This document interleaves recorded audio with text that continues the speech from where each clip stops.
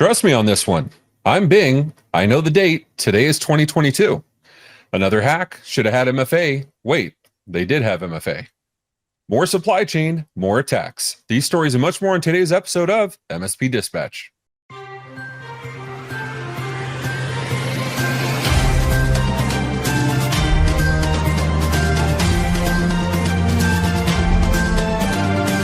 This episode is presented by MSP GeekCon 2023, a conference for MSPs by MSPs. Occurring May 21st through the 23rd, 2023 in Orlando, Florida, this two-day event is built around the journey of technical growth from Tier 1 to Tier 3. If you're interested in attending, speaking, or sponsoring the event, visit mspgeekcon.com for more information. Good morning and welcome to the February 17th episode of MSP Dispatch, your source for news, community events, and commentary in the MSP channel. I'm Ray Orsini, joined as always by my co-host, Mr. Tony Francisco. How you doing, Tony? Excellent, brother. Excellent. You see my jazz fingers? Yes. I love your jazz fingers, man. And that black eye. What's up with that? February 17th. It's coming out. It's going away. But for those who can see this, it's I just want to let you know, marriage takes work. I want everyone to understand. And Brazilian Jiu-Jitsu is not the gentle art as they call it. It's I believe they say it's involuntary yoga is one of the words, one of the expressions. I thought you guys how the heck are with you pillows doing? On your hands, man. I mean, like I thought you were. Yes, yes, we do this. I'm good. We just had our Tech Bar episode yesterday with our very special recurring Valentine's guest, Cynthia Schreiner of QuickPass. And I have these leftover magic in there.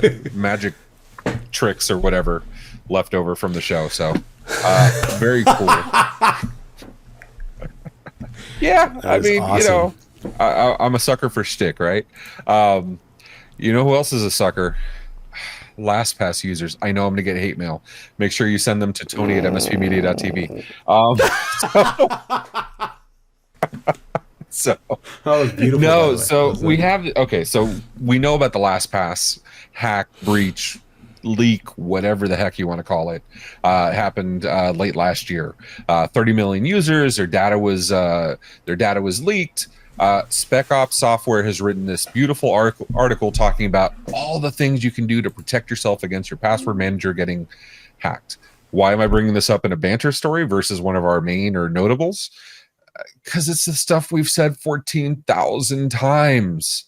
Common sense security practices, MFA, difficult passwords per website. The stuff you've heard 1,000 times. But I'm including the article not for us, not for the MSPs, but for the MSPs to share with their clients when they're trying to convince them to use these tools. So just thought it would be a nice thing. I don't know. What do you think, Tony? No, I love that. I mean, but I find it funny. It's almost as though we've been, what's that called?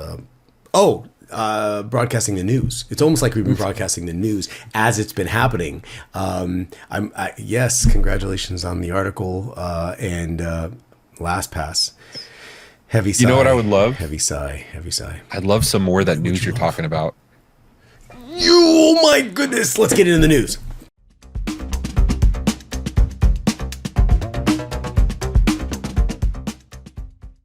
Jumping out right into our first story. We're jumping into, straight from Axios.com. Bing's chatbot freaks out just a little bit. As users test drive Microsoft Bing's new AI-powered chat mode, they're finding a little bit more than they bargained for. The tech giant partnered with OpenAI to bring its popular GPT language model into Bing in an effort to challenge Google's dominance of both search and AI. Some users describing it, well, as rude, aggressive, and unhinged. To journalists at The Verge, it claimed to be spying on Microsoft's developers through their webcams. It most certainly cannot. And tech pundit Ben Thompson got Bing to vow revenge on a German student who had figured out how to uncover some of the bot's primary programming directives. Then it told Thompson he was a bad researcher. Many other users have found that Bing claims to be infallible, argues with its users to tell it it's the year 2023, or reports a variety of mood disorders. And to discuss that, we have an incredible guest on the show, Phil Buck, who is our media editor. He's the one that makes us look really, really, really good. And our AI Roundup series. Phil, let's unpack this a little bit. I hear you know something about AI. Does this qualify as AI or just frankly a rude robot? Talk to us. I think it's a fascinating story. It goes back to when y'all covered the Google guy that was, speaking to the AI, and he was claiming it was conscious. This is not a new phenomenon that we've seen with people interacting with these language models. I think it's hilarious because I don't think it's conscious at all. I don't think it's alive, but it's a huge model that's just been trained on the entire internet. We don't know what's underneath the surface on a lot of these models. And I saw an article from Vice that reminded me of this one. It was super funny because basically ChatGPT was accidentally trained on some subreddit where people were just counting. That's all they did. They would just post 1, 2, 3, 4, 2, and they're trying to count to infinity. And so ChatGPT has absorbed all this. And now if you went to ChatGPT and you put in the Reddit users' names, it would just return a number, or it would say 138 is not, et cetera, et cetera. So, I mean, I think it's great that we're cracking into, under the surface of these models and seeing kind of what went into making them work. So I really want to clarify for everyone out there. Are you saying that ChatGPT and other large language models don't know the difference between, let's just say, a pizza and an 8-year-old boy? I think they are trained pretty well on most of the concepts that that people are interacting with them about, but I think there's a lot more to it that we don't know. So I do think it knows the difference between a pizza and an 8-year-old boy. I don't think they're that bad, but I do think there's like a wealth of knowledge that went into these training models, and it's just going to be so fun to see how all this comes out. It's funny, everyone's racing to get the models out as fast as they can. So now we're seeing kind of the downsides of it. And it's a beautiful proof of concept, right? We've shown that learning models can do this. They're just maybe not quite done correctly yet. What do you guys think of that? Oh, I want to point out very quickly and really, really, really calcify. This is specific to Ray. Ray, it's not there yet. I have secretly been spying on you, and I know you've been looking to see, can ChatGPT take over Tony Francisco's role on the show? It's not ready yet. He said it just now. I agree, and that's why I use Jasper AI instead. No, kidding. I mean, what kills me, it's not even okay. Yeah, ChatGPT 3, the Da Vinci Codex, those are that are model. That's up to, what is it, end of 2021 or April 2021, whatever it is. You see it when you log in ChatGPT. Fine. The Bing models, I think they're using something much newer because I've been able to get more current data when asking it. Things that I know didn't exist in 2021, like MSP Media Network. But what kills me is looking at these responses and these screenshots, the pure arrogance that is responding back. So we did this story, and I'll point it out so Phil can link it later, when we interviewed ConnectWise about their integration of ChatGPT. And one of the arguments on MSP Geek from the MSPs was it gives you information that is possibly wrong, but it tells you like it's right. So something we covered with the ConnectWise thing was, should MSPs, that the concern was ChatGPT will produce information and mark it as if it was factual without, those people that just, you've ever been on Facebook and people that are spouting stuff that is wrong, but they're saying it with such like confidence. And even though you log into ChatGPT and it tells you right there, the information may be inaccurate, still needs person review, the new Bing search doesn't. And so I wonder, can this be abused? Not can this be abused? I wonder if it will be misunderstood by the users, because the average Bing user is far different from the person that logs into ChatGPT on a beta access thing, right? And I wonder what harm could come from that. I think this is going to be just like any other, and it's going to let me, for lack of a better term, get the turds out on the table and say this is just like any religion. This is just like any political slant. You wear your jersey because this is what you know. You've known a long time, and my political party, whatever it is not right until you find out it may be wrong. Or I'm sorry, my political party is always right, never wrong, and then you find out that they may be wrong, and you're like, oh no. Or my religion can't be wrong until you find out, oh no, I didn't know that about the history of my religion. And it's that way for every political party, every religion. It's people are wearing the ChatGPT jersey right now, and this is the way it should be, and blah, until they find out, oh no, it could actually be wrong. It's actually a beta test, kind of like the AI driving in Teslas right now. Are you saying that this is not completely infallible, where I can just drive along and fall asleep at the wheel? Please. No, sir. I'm in IT. The people are the problem. I like that I made this huge argument, and you're like, and no. People, which I agree with 100%, by the way. No, I can't caution people enough. And Phil, why don't you land this plane? Because A, you make us look amazing every single episode. B, you've got a whole new show ahead of you, and it's all about this particular stuff. We're sitting here talking. We're two 5-year-olds arguing. We got the professor right in front of us. Land this plane for us. Talk to us. I think I was going to do the little card thing that Ray does to reference the previous episode, but he already got it. So I'll just say that I thought it was great. Kyle Jackson on that episode talked about, 6 to 9 months ago, we quote unquote didn't have AI. And it's just been amazing to see the explosion of it, because honestly, it's not going to get good until lots of people have put it through its paces. So, I'm going to be here to keep doing that, and I'll hopefully have a lot of good leads to share with you guys on the AI Roundup. But thanks for having me on. Yep. Thank you so much, Phil. Really appreciate it, man. Thank you, dude. That was a great story. And AI, be careful. The last thing you want to do is be hacked. But the good news is with 2FA, MFA, whatever FA, you can't be hacked. Right, Ray?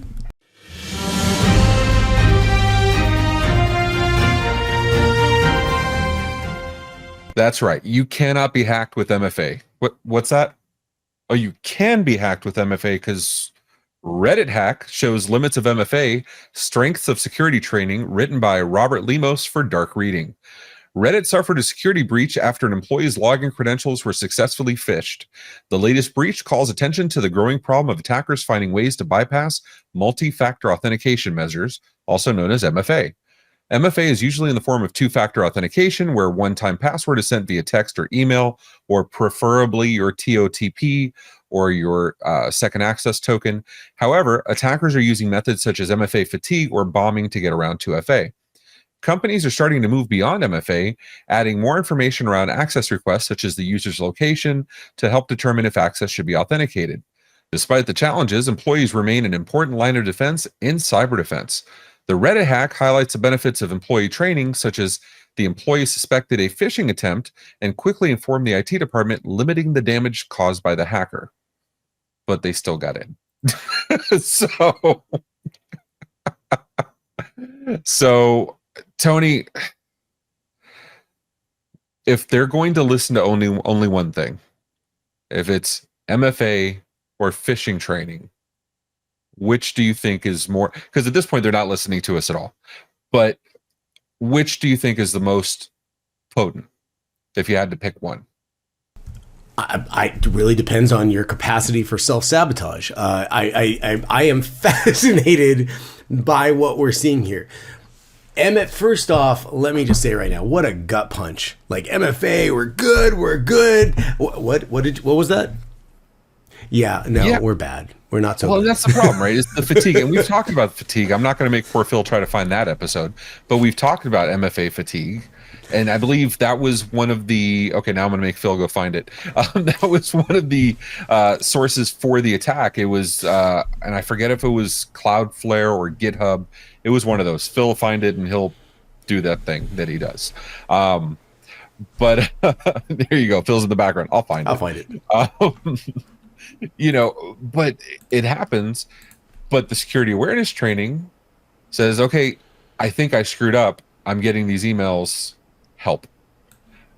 I think that's the right thing to do. So again, which do you think? You're saying what you're propensity for self-sabotage? Is that because people hate training, or because most people struggle with the choice between what's right and what's easy, and they're not constant. They're not consistent enough in their we'll just call it what they. One of the amazing expressions from one of my mentors is, "What you do sometimes is what you do all the time," and this is a perfect illustration of that.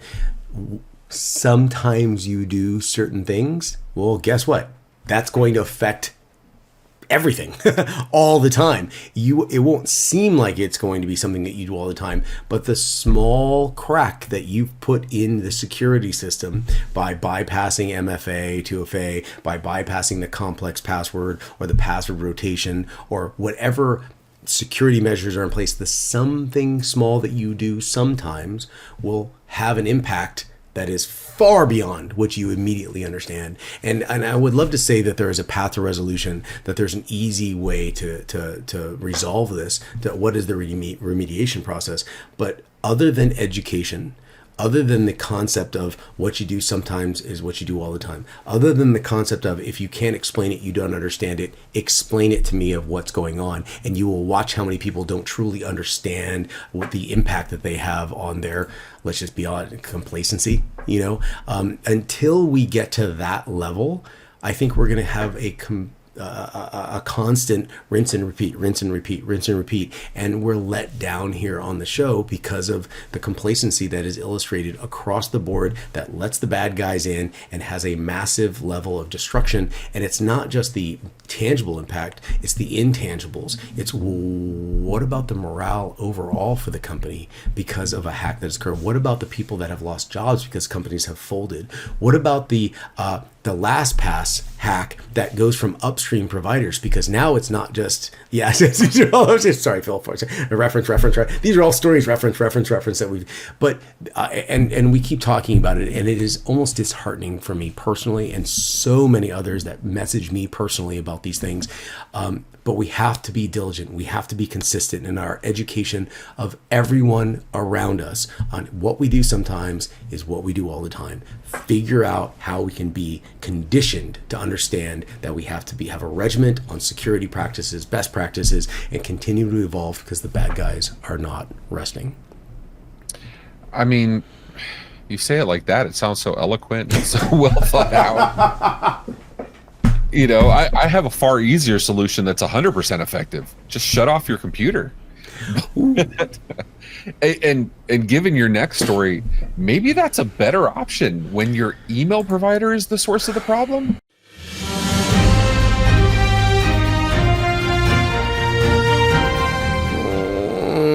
You're just throwing it right out there. From bleepingcomputer.com, NameCheap's email has been hacked to send Metamask and DHL phishing emails. Domain registrar NameCheap had their email account breached on Sunday night, causing a flood of Metamask and DHL phishing emails that attempted to steal recipients' personal information and cryptocurrency wallets. The phishing campaign started around 4:30 p.m. Eastern Standard Time and originated from SendGrid, an email platform used historically by NameCheap and to send renewal notices and marketing emails. Once a user provided either the recovery phrase or private key, the threat actors can use them to import the wallet from their own devices and steal all the funds and assets. If you have received either a DHL or Metamask phishing email, possibly tonight, from NameCheap, immediately delete it and do not click on any of the links. More upstream providers. This is a big ouch.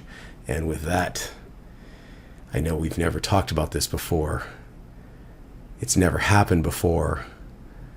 Right? No, I mean, there's no supply chain attacks. We've never covered supply chain attacks going back as far as... Yeah, it's frustrating because it's frustrating because this hasn't happened before, but it's just like the MSPs getting attacked. It's just like the GitHubs or whatever Git applications you're using, servers you're using. But, getting, or the packages, the repos getting hacked. These hackers are freaking smart, man, and it kills me. And this was so where this came to my attention, I'm a member of the North American Network Operators Group, which is basically a bunch of really old dudes that operate the interwebs, right, in North America. But I'm part of the mailing list, and of course they started screaming the minute this was happening. It was late over the weekend, and they started bringing it up. And I looked at NameCheap's status page, hadn't been updated. I don't use NameCheap, but I started checking with other MSPs that I know do. They received nothing from NameCheap, like letting them know what was going on. It went on for a good while. And, to me, this means this is that extra layer that forget the things you have set up. It's also the monitoring, right? Going back to the Reddit story, it's not just the MFA is set up, but also you have the security training and awareness so that you can monitor and react in real time. How to monitor for this? I have no idea. And if you're an MSP and you thought of a way to monitor for this, please put it in the show notes. And if it's good enough, we may have you on the show as a guest. But put it in the comments. Like and subscribe. Go ahead and hit our Discord. Let us know in the Discord. Let's talk about it. But I really want to know, because this one has my brain broken as to how you would monitor for your upstream SMTP provider sending out phishing emails. Tony's broken too. I see it. You know what? Listen. I don't have a professional response for this. Everything is wildly inappropriate. It's incredibly we'll call it emotional. It makes me angry, because this goes back to you talked about Kaseya event in the beginning. You've got supply chain management groups. You've got LastPass, which then controls everything underneath it. Upstream. This. Oh, Tony's trying to be the professional, but I know we haven't had dolphins in quite a while. So can you show the dolphin again? Absolutely. What's going on here? Come on, killing me. Okay, sorry. That way Phil doesn't have to animate the dolphin. You just we have one on screen. We're going low tech. You know what? I really, for the betterment of the community, I would love everyone to, at some point in our MSP community, look at what you are using. You should just label these down. You've got core pillars, you have entities, you have a calcified stack of ingredients that you offer to your customers in an offering. If you can break that down, and you can start, just throwing this one out there, creating 2 or 3, maybe 4 components for each of them, such as a GitHub, and start interviewing them. Do you use a GitHub repository? Do you have MFA, 2FA?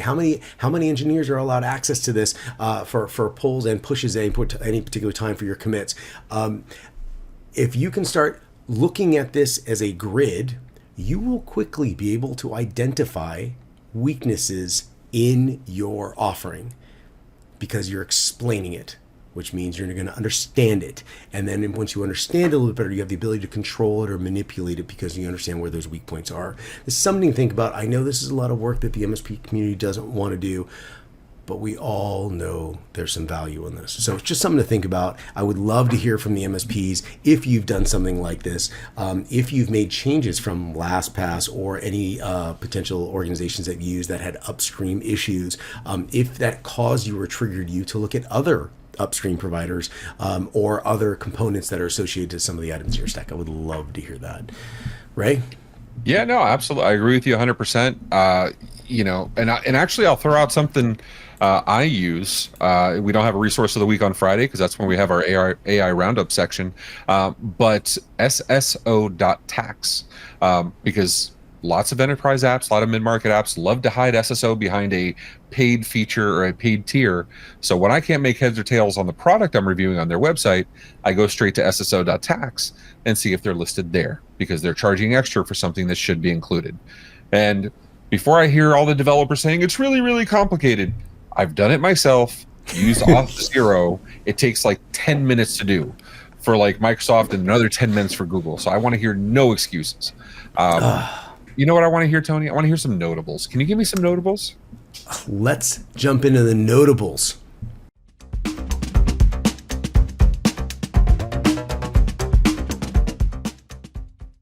In my first notable mention, Microsoft Edge update starts disabling Internet Explorer on Valentine's Day. Written by Sergio Gatlan on bleepingcomputer.com. Internet Explorer 11 is set to be disabled on certain versions of Windows 10 starting February 14th. The change will be implemented through an update to Microsoft Edge browser, which will redirect devices using Internet Explorer 11 to Edge. Users will receive a notification after the update informing them that IE 11 has been retired and no longer supported. Microsoft has been encouraging users to switch to Microsoft Edge with IE mode, which provides backward compatibility and will receive support until 2029. IE 11 will remain available on Windows 7 extended security updates, Windows 8.1, and all versions of Windows 10 Client Long-Term Servicing Branch, or LTSC, Windows Server SAC, Windows Server LTSC, and Windows 10 IoT LTSC. In my second notable mention, Microsoft February updates break some Windows Server 2022 VMs again. Written by Sergio Gatlan on Bleeping Computer. Microsoft has reported that virtual machines running Windows Server 2022 may not start up after installing the latest updates. This affects not only those virtual machines with Secure Boot enabled and running on certain versions of vSphere ESXi. Microsoft and VMware are still investigating and have not yet provided a fix. However, users can try temporary workarounds such as upgrading their ESXi host, disabling Secure Boot on virtual machines, or avoiding the installation of KB5022842 patch. Microsoft has provided a workaround to another known issue regarding Windows Services Update servers upgraded to Windows Server 2022, failing to push some updates. And in my first notable mention, healthcare giant CHS reports first data breach in GoAnywhere hacks.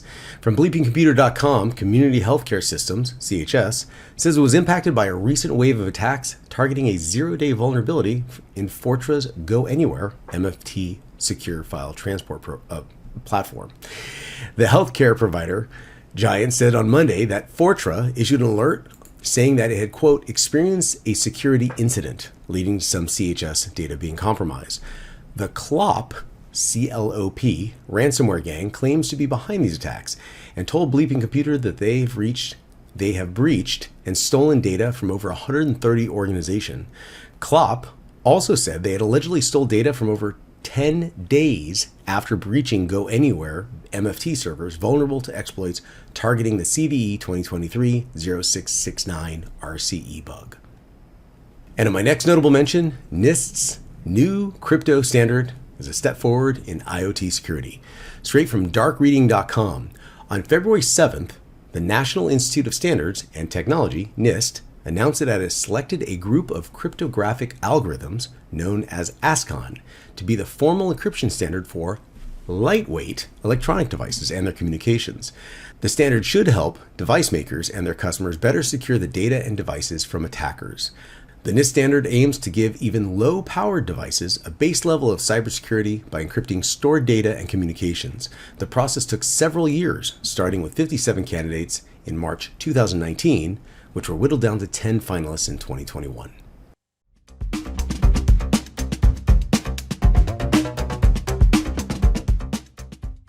All right, for today's AI Roundup, we have some exciting advancements in the world of AI art thanks to the introduction of ControlNet from Liu-Min Zhang at Stanford University. In an article from The Decoder by Maximilian Schreiner, ControlNet is described as a neural network structure for controlling diffusion models by adding additional constraints. To explain that in English, ControlNet models can be used to infer specific poses, depth maps, scribble drawings, and more from other images and restyle those images with much greater accuracy than ever before. And as a fun use case test, I use ControlNet with Stable Diffusion to turn our hosts Ray and Tony into Batman and the Joker. This news is so fresh. It just came out earlier this week, and the information has been changing several times a day as I've been watching it. So very excited to see what's to come, although there is a lot more work to do on this particular extension for Stable Diffusion. But let's hope this means less hands with 6 or 7 fingers or 4 arms in our AI art. To try this technology for yourself, check for the link to the GitHub repository in the show notes. This is Phil Buck for the MSP Media Network. Now back to the studio with Ray and Tony.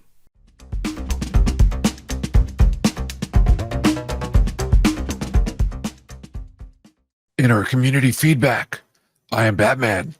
And Jason Morales says, "Happy birthday, Tony."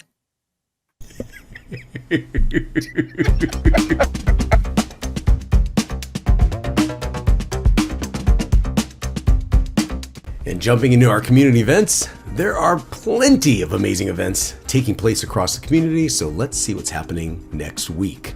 February 20th to the 24th, an in-person event, IT Nation Evolve in Phoenix, Arizona.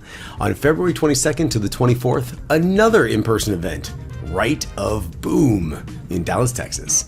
Also on the 22nd and to the 23rd, an in-person event, ASCII MSP Success Summit in Newport Beach, California. And coming from the MSP Media Network, we have, in case you missed it, catch the latest episode of 38 at 38 featuring Kyle Jackson of ConnectWise. On March 2nd at 6:30 p.m. Eastern Standard Time, Paco, LeBron, and Rick Smith of MSP Unplugged join the Tech Bar for episode 53. And finally, the MSP Dispatch every Tuesday and Friday at 10 a.m. Eastern Standard Time.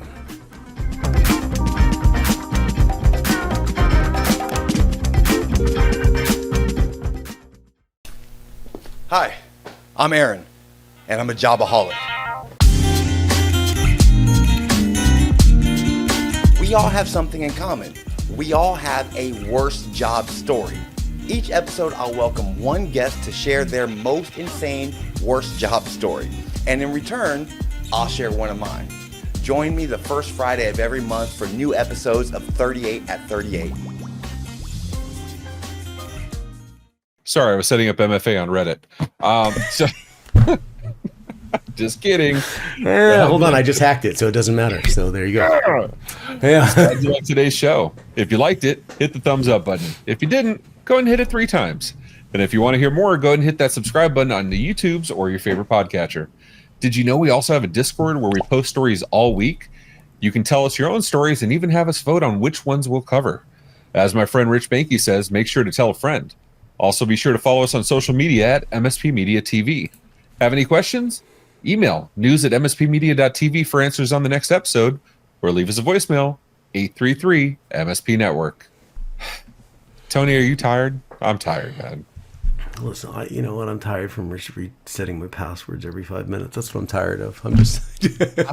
I'm not a fan of face tattoos, but I'm ready to put like MFA like right across my forehead. I can just stop saying it. You know what? The problem with MFA in today's world, that's going to be someone's trigger. And they're going to say, that's offensive. And you're going to go, it's security. So, you know, you're gonna be yelling MFA, somebody's gonna go crazy. You're gonna see Tony and I as homeless people in the street one day, like just crazy, talking to birds, holding up signs, you know, give us dollars for MFA. Giving out little keys, like, hey, you get a Yuba key and you get a Yuba key. Oh, I put mine like somewhere in the back now, so it's like hidden. I still have access to it, but it's like hidden and hard to remove. So, whatchamacallit. But I think my favorite part of this episode was the AI roundup with the Batman and Joker pictures. I need that picture. I need that picture. See now. Where did that come from? That came from Phil. Phil, come on here. Tell us where that picture came from again. Yeah, so that's the story bit about Stable Diffusion using the control net. I just plugged y'all's pictures from the thumbnail in and said the Joker. Batman. It took a few tries, but it worked. I love it. Well, thanks so much, Phil. Absolutely. Tony, I think the best way to end this is very simply saying, I am Batman. I am not Batman. Bye, everybody.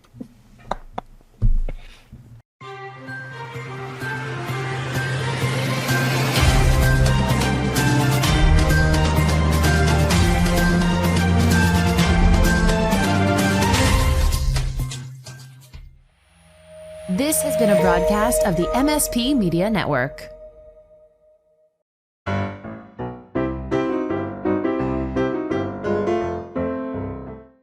Many other users have found that Bing claims to be infallible.